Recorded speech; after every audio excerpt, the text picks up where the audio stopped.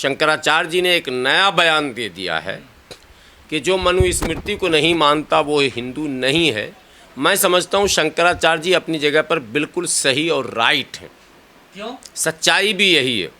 हिंदू होने का अर्थ ही यही है कि मनुस्मृति पर आपको भरोसा करना पड़ेगा। मनुस्मृति में जो कुछ लिखा है उसे मानना होगा। हिंदू का मतलब ही है वर्ण व्यवस्था पर आधारित समाज की परिकल्पना।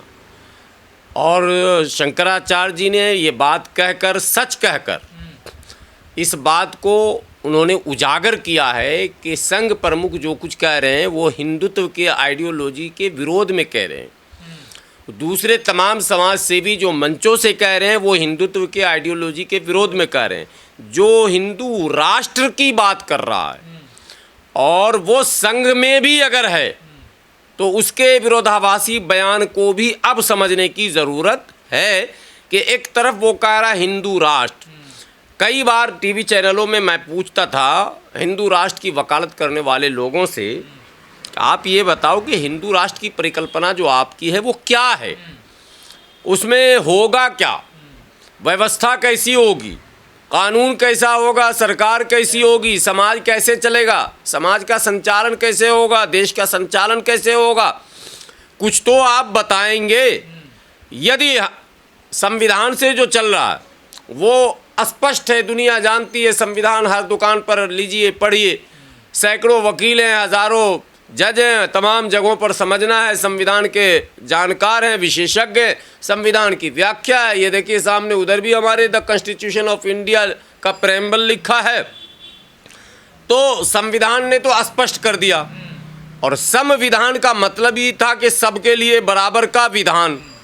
लेकिन अगर हमसे आप पूछें बहैसियत मुसलमान कि अगर इस्लामिक राष्ट्र होगा तो क्या होगा, तो मैं एक एक शब्द आपको बता दूं, एक एक शब्द बता दूं कि चोर के साथ क्या होगा, डकैत के साथ क्या होगा, बलात्कारियों के साथ क्या होगा, आम लोगों के साथ क्या होगा, समाज के साथ क्या होगा, यदि पूछे तो ठीक है। लेकिन जो लोग हिंदू राष्ट्र की वकालत करते हैं, हम इस्लामिक राष्ट्र की वकालत नहीं करते, न उसकी कोई अवधारणा हमारे मन में है, न कोई परिकल्पना हमने तैयार की है, कि न कोई योजना हमारे पास है, न हमने कभी सोचा। हम इस भारत को संविधानवादी भारत देखना चाहते हैं, लोकतांत्रिक भारत देखना चाहते हैं, प्रजातंत्र में जिसको जो अधिकार संविधान ने दिया है उस अधिकार के साथ जीते हुए देखना चाहते हैं, ठीक है। लेकिन जो लोग इस संविधान के रहते हुए संविधानिक मतलब ढांचे को कमज़ोर करते वो हिंदू राष्ट्र की बाज़ाब्ता वकालत कर रहे हैं, खुले में मंचों से कह रहे हैं। इस देश में कई विचारधाराओं में एक विचारधारा मनुवाद है। जैसे समाजवाद है, अम्बेडकरवाद है, वैसा ही मनुवाद है। पूंजीवाद भी आपने सुना ही होगा। मनुवाद का विरोध आज से नहीं, एक युग हो चुका है मनुवाद का विरोध। और अभी एक फ़िल्म आई हुई है, आपको पता है ना, फूले को आप देखेंगे तो मनुवाद का विरोध है। और बाबा साहब अम्बेडकर की पूरी ज़िंदगी मनुवाद के विरोध में गुजर गई। साहब कांशीराम ने मनुवाद का विरोध किया, ललई सिंह यादव ने किया, जगदेव बाबू ने किया, कर्पूरी ठाकुर ने किया, लालू यादव ने किया, मुलायम सिंह ने किया, करुणानिधि ने किया, और एक बड़ी लंबी सूची है लोगों की। स्वर्गीय शरद यादव चले गए, वो भी संसद में चिल्ला चिल्ला के बोलते थे मनुवाद के ख़िलाफ़। लेकिन एक बात बहुत बड़ी ये है कि भारत में एक संगठन है जिसको राष्ट्रीय स्वयंसेवक संघ कहते हैं। उसके जो मुखिया हैं मोहन भागवत जी, उन्होंने कहा कि भारत में जन्मे सभी लोग हिंदू हैं, यहाँ तक के मुसलमान भी हिंदू हैं। वो संघ प्रमुख का ये बयान, ऑन रिकॉर्ड बयान है। तो अब हम लोग ये समझते थे कि संघ जो है वो हिंदू के सभी शंकराचार्यों को भी कंट्रोल करता है, या जितने पीठाधीश्वर हैं या मठाधीश हैं उनको भी संघ कंट्रोल करता है। लेकिन अब पता चला कि नहीं, संघ का हवा है देश में, और ये जितने मठाधीश हैं, जितने पीठाधीश्वर हैं और जितने शंकराचार्य हैं, उन्हें संघ से कोई लेना देना नहीं है, संघ से ऊपर है। इसलिए कि संघ लगातार पिछले 1 वर्षों से जो बयान दे रहा है, संघ के वरीय पदाधिकारी जो बयान दे रहे हैं 1 वर्ष से लगातार, वो बयान मनुवाद के ख़िलाफ़ है। आपने एक बयान देखा होगा क्या, मोहन भागवत जी का, उसमें वो कह रहे हैं कि नहीं रोटी बेटी का भी रिश्ता करना चाहिए। माने अपर कास्ट के लोग, सो कॉल्ड अपर कास्ट के लोग, और जिन्हें आप SC ST कह रहे हैं, OBC कह रहे हैं, उनसे इनको रोटी बेटी का संबंध बनाना चाहिए और शमशान भी एक होना चाहिए। हाँ, और इन्होंने वो तमाम बातें लगभग रखी जो मनुवाद का विरोध करने वाले राजनेता या सोशल समाज सेवी रखते हैं। कास्ट सेंसस देश के लिए बहुत ज़रूरी है। देश के अंदर गरीबी है और उस गरीबी को आप कैसे काउंट करेंगे? तो जातीय जनगणना एक बहुत ज़रूरी है देश के लिए। भले ही 10-11 साल तक मोदी जी से टालते रहे। कब अनुराग ठाकुर साहब ने ये कहा कि भाई ये जो है ये वो जातीय जनगणना की बात कर रहा है जिसके जाति के बारे में पता ही नहीं है। तो यानी कि बड़े ही शर्म की बात है। कभी तो वो गोली मारो डेड जैश नारा लगाते हैं और कभी राहुल गांधी जी को जाति के नाम पर जलील करते हैं। जाति जनगणना की बात कर रहे हैं जिन्हें की जातियों का नहीं पता है। तो ये हमेशा से विरोध करते रहे हैं और इनका मकसद हमेशा से SC ST OBC के खिलाफ रहा है, जबकि कानून ये कहता है कि कैसे स्टेट गवर्नमेंट SC ST और OBC को अपलिफ्ट करे, कैसे उनके लिए स्कीम्स लेके आए। तो वो सारी चीज़ें, ये सब कानून है और वो तभी पॉसिबल है जब जातीय जनगणना होगी। RSS का आंदोलन तो इसी के खिलाफ था 100 सालों से। देखिए, वो हमेशा से चाहते रहे हैं इस बात को कि जातीय जनगणना ना हो। उसके पीछे रीजन ये है कि वो लोग जो नीचे गिरे हुए हैं उन्हें उठाया ना जाए। और आप देख लीजिए, उन्होंने खुद सिद्ध किया है ये कह के कि मैं 80 करोड़ लोगों को राशन दे रहा हूं। यानी कि आपके पास स्कीम्स नहीं है लोगों को उठाने के लिए। आपको पता ही नहीं है कितने लोग कहां कितनी गरीबी रेखा से नीचे जी रहे हैं, कितने लोग बिना रोटी खाए सो जाते हैं। तो आपको भी राशन देना पड़ रहा है, जबकि आपको आज जॉब्स देनी चाहिए थी। आप किस चीज़ पे आए थे? आप 2 करोड़ रोजगार पे आए थे। आप गैस सस्ता होगा इस चीज़ पे आए थे। आप पेट्रोल सस्ता होगा इस चीज़ पे आपको सिलेक्शन किया गया था। और आज आप क्या आने के बाद आपने कास्ट सेंसस नहीं कराया? आपको पता ही नहीं कितनी गरीबी है देश के अंदर और गरीब OBC SC ST कहाँ है? जबकि आपको आते ही कास्ट सेंसस कराना था, उन लोगों के लिए स्कीम्स लेके आनी थी, गवर्नमेंट जॉब्स देनी थी और प्राइवेट जॉब्स में रिजर्वेशन देना था। जैसे कि अगर आप आर्टिकल 15(4) पढ़ेंगे, reservation for private education institute, उन्हें एजुकेशन में इंस्टीट्यूट्स में रिजर्वेशन की बात हो रही है। आर्टिकल 16(4) पढ़ेंगे, रिजर्वेशन इन गवर्नमेंट जॉब्स की बात, रिजर्वेशन इन गवर्नमेंट जॉब्स हो रहा है, जबकि गवर्नमेंट्स ने सरकारी जॉब निकाली नहीं है।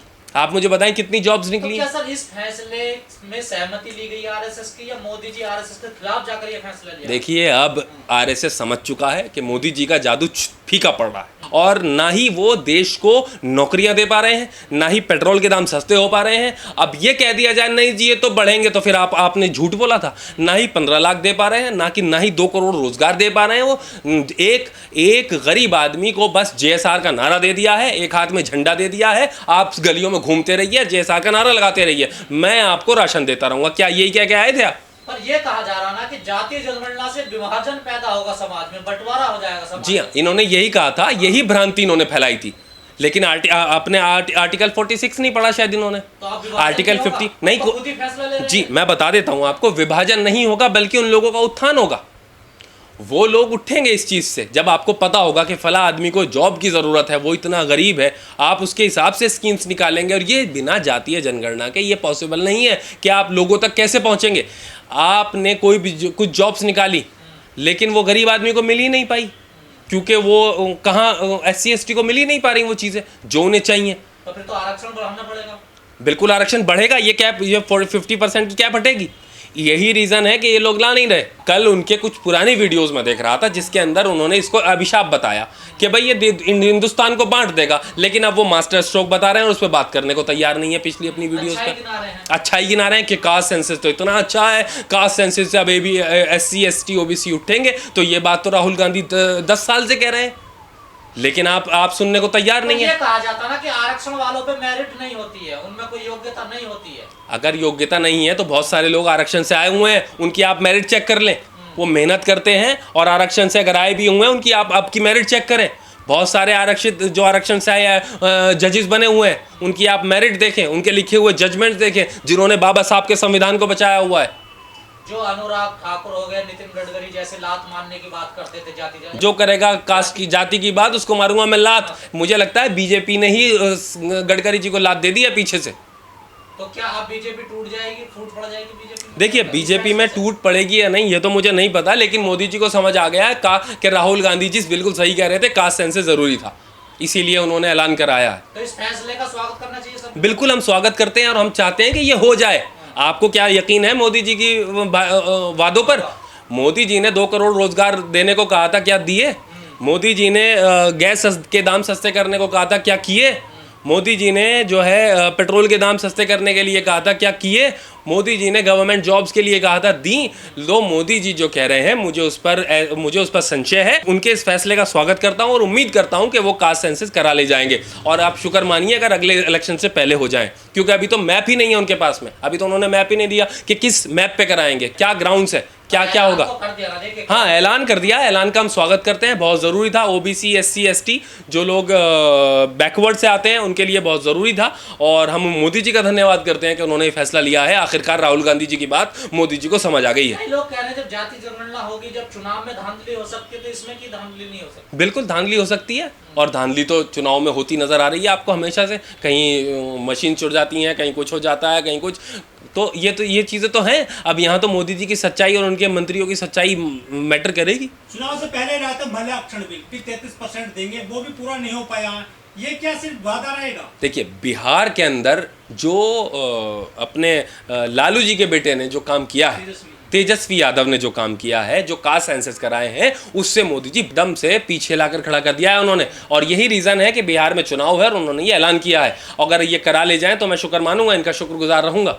कुछ लोग कह रहे हैं कि जमीनों को भी तो गणना होनी चाहिए, जिस पे किस पे कितनी जमीन। बिल्कुल करें आप, बिल्कुल करें। अगर आप यही चाहते हैं, बिल्कुल करें आप। पता चलेगा आपको अडानी के पास कितनी है, देश को पता चलेगा अंबानी के पास कितनी ज़मीन है, अडानी के पास कितनी ज़मीन है। और आपने जो हवा उड़ा रखा है कि वक्फ वालों के पास इतनी ज़मीन है, पता चलेगा आपको सारा। ईसाइयों के पास कितनी है, हिंदुओं के मंदिरों के पास कितनी है, जो कि बात ही नहीं हो रही है। वो चीज़ें सबके सामने खुल के आएंगी। संसाधनों का भी बंटवारा होगा जाति जनगणना के बाद? नहीं, संसाधनों कैसे बंटवारा हो जाएगा? नहीं, वो तो अब गवर्नमेंट तय करे ना कि किस उस पर लेके आएगी, किस इनका सोच क्या है जातीय जनगणना को लेकर।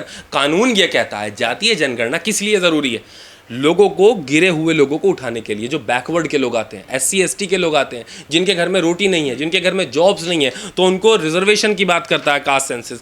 प्राइवेट इंस्टीट्यूट, एजुकेशनल इंस्टीट्यूट्स में रिजर्वेशन की बात करता है। ऐसा नहीं है, इससे राइट, बिल्कुल। जिसकी जितनी संख्या भारी उतनी उसकी हिस्सेदारी। बताइए आपको कितने आप ओबीसी, एससी, एसटी जजेस देख रहे हैं, IPS, IAS देख रहे हैं, डॉक्टर्स देख रहे हैं, बताइए आप कितने हैं? और फिर उनको ये कह देना कि भाई ये केपेबल नहीं है, तो ये तो मजाक हो रहा है देश के साथ में, बाबा साहब के संविधान के साथ में। मनुवादी लोग ये कह रहे हैं कि ये जो जाति जनगणना करवाएंगे ना, इस पे करोड़ों रुपए खर्च होंगे, ये संसाधनों की बर्बादी होगी। मनुवादी लोग तो ये कह रहे हैं कि बाबा साहब के संविधान को ही खत्म कर दिया जाए। अभी मैं कल एक वो देख रहा था, वीडियो वायरल हो रही है, वो कहते हैं कि आरक्षण खत्म होना चाहिए और बाबा साहब के संविधान के नहीं मनुवाद चलेगा। तो वो वीडियो में कह रहे हैं, वो खुलेआम मनुस्मृति की बात हो रही है। तो वो वीडियो आप सब लोगों ने देखा होगा, वो मुझ तक भी पहुंचा। तो मुझे तो हैरत हुई, बाबा साहब का संविधान बचाने के लिए पूरा SC, ST, OBC, मुस्लिम सब मिलके खड़े हैं बाबा साहब के संविधान को बचाने के लिए। लेकिन मोदी जी बोले थे कि सिर्फ 2 जाति हैं देश में, अमीर और गरीब। तो अब बताएं क्या गरीबों का साथ दिया है उन्होंने? बताएं कितने गरीबों को रोजगार दिया है उन्होंने? बताएं गैस के कितने दाम कम करे हैं गरीबों के लिए? लेके आए अपने चीज़ें। मैं बता देता हूँ कि कितने पोर्ट्स उन्होंने अंबानी को दे दिया, अडानी को दे दिए। मैं बता देता हूँ कितने एयरपोर्ट्स दे दिए, तो आपको पता होना चाहिए। फिर ऐसा कुछ मामला है? बिल्कुल मुझे जो बीजेपी की सियासत है, जो उसकी पॉलिटिक्स है, मुझे पूरा उन पर भरोसा है कि वो फिर से जाति, धर्म और जाति घुसेड़ेंगे और फिर से कुछ ना कुछ मुसलमानों के खिलाफ लेके आएंगे और फिर से कुछ ना कुछ ऐसा होगा।